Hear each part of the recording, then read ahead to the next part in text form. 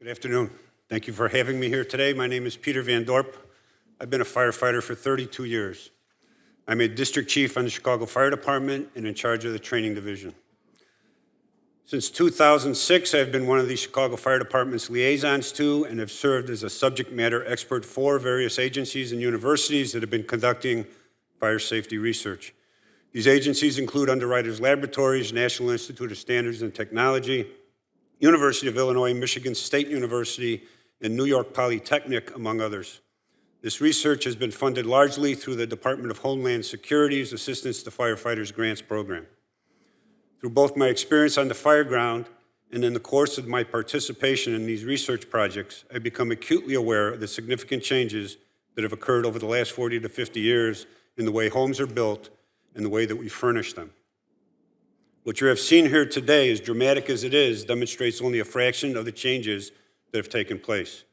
Put as simply as possible, we are making homes bigger. We're building them with less massive structural components, and then we're filling them with more air and more fuel than ever before. From a firefighter's perspective, this is a recipe for disaster for both the fire service and the public we have sworn to protect. Part of the reason why I was selected to speak at this hearing is because I was already scheduled to be in Baltimore tomorrow to deliver a workshop at Firehouse Expo. Firehouse Expo is one of several conferences that I and my colleagues from the Chicago and New York City Fire Departments, UL, NIST, and other research partners attend each year to deliver the findings of this research to the American Fire Service.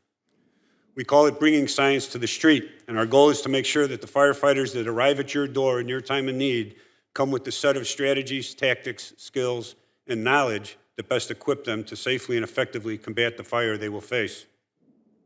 The first and most important part of reaching that goal is to make sure these firefighters understand the scope and magnitude of the changes in the modern fire environment. I hope to convey some sense of that change to you in this brief time we have today. I will keep it simple. It's stuff, and there's more stuff, and that stuff is made out of plastic. And more stuff, more of that plastic stuff is made out of plastic that contains its own air supply, extruded polyurethane foam and furniture. All of this stuff is fuel, and we're packing more and more of it into our boxes that we live in every day. How this stuff in these boxes behave, interact, and maintain their integrity under fire conditions goes largely unregulated so long as that box is labeled 1 or 2 family occupancy and the stuff is intended to be used by the people that occupy those houses. It should come as no surprise to us that most fire deaths occur in 1 and 2 family homes. The statistics that support these statements are readily available and accessible from the National Fire Protection Association, Underwriters Labs, National Institute of Standards and Technology, the National Institute of Occupational Safety and Health, and a host of other government agencies and universities. Please allow me to share with you some lesser-known statistics. In 1903, 605 people died in the Iroquois Theater fire in Chicago. In 1911, 146 died in the Triangle Shirtwaist Fire in New York City. There were 294 deaths in the Consolidated School Fire of 1937, 492 in the Coconut Grove Supper Club Fire of 1942, and 100 in the Station Nightclub Fire of 2003. Indeed, the 10 largest single-building fatal fires over the last century have totaled over 2,800 deaths. And that number does not include the 2,666 deaths that occurred in the fires that were in the aftermath of the September 11th attacks. Each of these tragedies, as well as many like them throughout our history, brought about a response that was proportionate to the scope and magnitude of the event. Perhaps the most important part of the response to each of these events and those like them were the significant changes made in the way we design, build, inspect, and otherwise regulate the buildings we occupy and the things that we put in them. We can and should be proud of the way we respond as a society to the disasters and tragedies that befall our communities. However, the tragedy that is the yearly fire death toll in the United States goes unaddressed largely because it goes unrecognized. Each and every year, between 2,500 and 3,000 people die in fires in the United States. That's more than died in the September 11th attacks and more than died in the 10 most tragic fires in our history.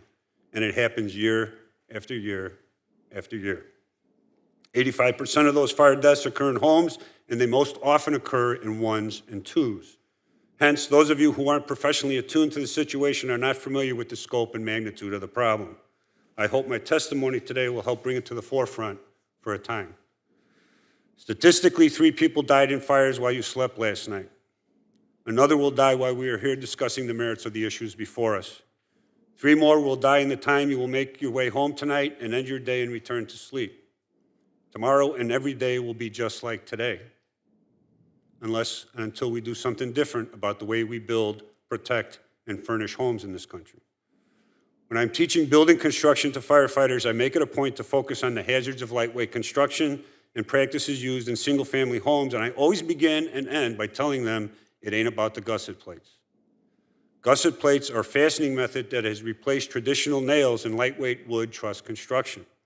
The fire service frequently points to them as the cause of early collapse of floor and roof systems in buildings using these systems. What I mean to convey to them with this phrase is that we need to focus less on the components and more on the totality of the changes to the built environment and the fuel loads we are placing in them. Similarly, I encourage you not to get lost in the weeds of which methods of reducing residential fire losses and fire deaths are the most efficient, effective, or environmentally friendly. For example, while the effects of adding fire retardant chemicals to extruded foams and fills has been shown to be of limited value, this does not preclude the use of retardants in any and all circumstances. Most approaches to reducing fire growth and propagation in furniture and finishes have value, and they should all be investigated and pursued. The mattress industry has demonstrated that an approach that applies a variety of methodologies is the most likely to sustain success over the long run. Most tragedies, and certainly those that arise in accidents in the home, are not the result of gross negligence or malice on anyone's part. Rather, they are the sum of what my colleague Vicki Schmidt, a volunteer firefighter and a state instructor in Maine, refers to as the pitter-patter of little defeats, those individually minor errors and omissions that we allow to accumulate and coalesce into tragic events. Please permit me to outline for you what I believe to be some effective guidance for meeting the challenges before you.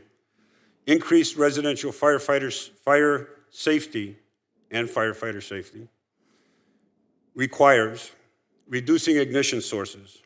Today, this is largely an issue related to behaviors including smoking, alcohol use, and the safe use of open flames such as candles.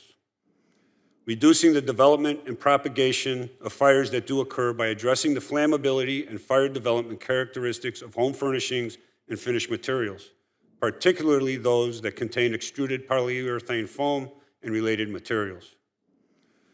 Reducing the impact of fires that do occur upon the occupants through more thorough and effective regulations requiring active and passive fire protection and detection systems in homes.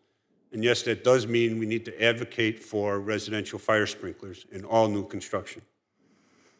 Reducing the impact of fires that do occur upon the structural system of the home by requiring structural assemblies used in 1- and 2-family homes to be protected in the same way that they are required to be protected in other occupancies.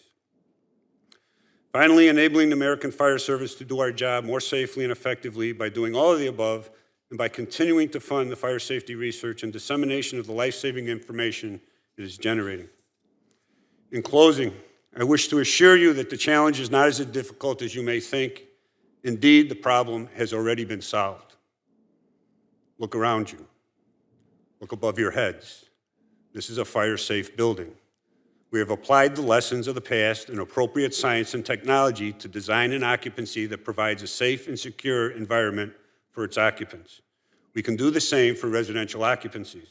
We have the knowledge and the technology to meet all the challenges, whether they be temporal, behavioral, financial, or environmental.